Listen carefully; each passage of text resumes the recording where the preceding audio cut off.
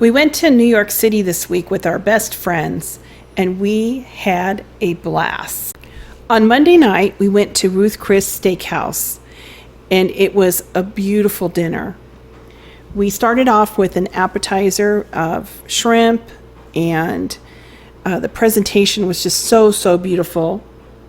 For dinner, for the entree, we had a porterhouse steak for two, cooked to perfection.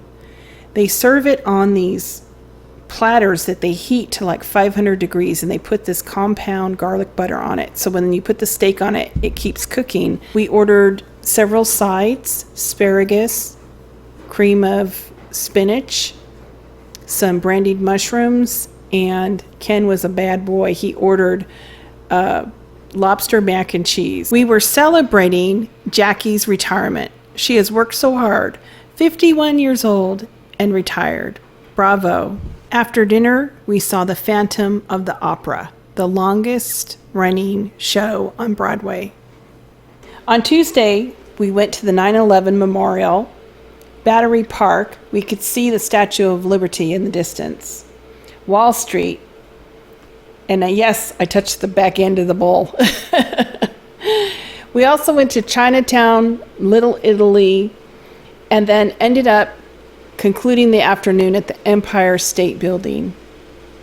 In the mid portion of the screen, you could pick out the Chrysler Building. We had dinner at Tavern on the Green. This has been on my bucket list for 30 years. Jason and Jackie are our best friends, and I couldn't imagine anyone else I'd want to spend it with than them. The presentation of the appetizer was amazing. It was a raw seafood display. For dinner, Jackie and I had the salmon, Ken had lamb chops, and Jason had seafood paella. After dinner, we went to the Plaza Hotel and had a bottle of champagne. We just were celebrating life, let me tell you. We went to the Met, which was amazing. You could spend a week there.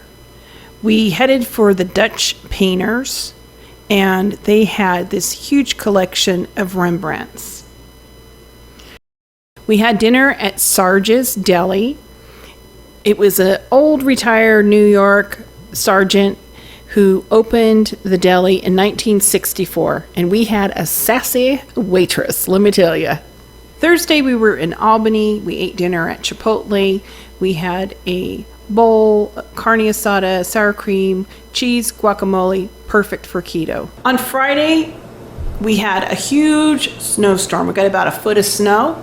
So I made some chicken taco soup in the slow cooker, and it hit the spot, let me tell you. This easy crock pot soup is becoming one of our family favorites. I have some chicken thigh. Just add 4 cups of chicken broth, 2 of the Knorr chicken bouillon cubes, 8 ounces of cream cheese, a can of Rotel, a package of taco seasoning, and we like to add a can of this diced Ortega chilies. Everything in the pot, turn it on low, let it go for about 6 hours. It's gonna be good. This is such a great recipe for keto because you can add the sour cream and the cheese and the pickled jalapenos and all that stuff. Cilantro, avocado. For dinner tonight, we're having some of that taco soup. I'm going to put a little bit of sour cream, fresh cilantro, and a little sprinkling of cheddar cheese. This is going to be so good because it's so snowy outside. On Saturday, we're having braised beef with a red wine sauce. The boys will eat noodles, the egg noodles, and we'll just have a salad with it. In my Dutch oven, I have a little bit of olive oil, an onion, and some garlic, which I sauteed, salt and pepper.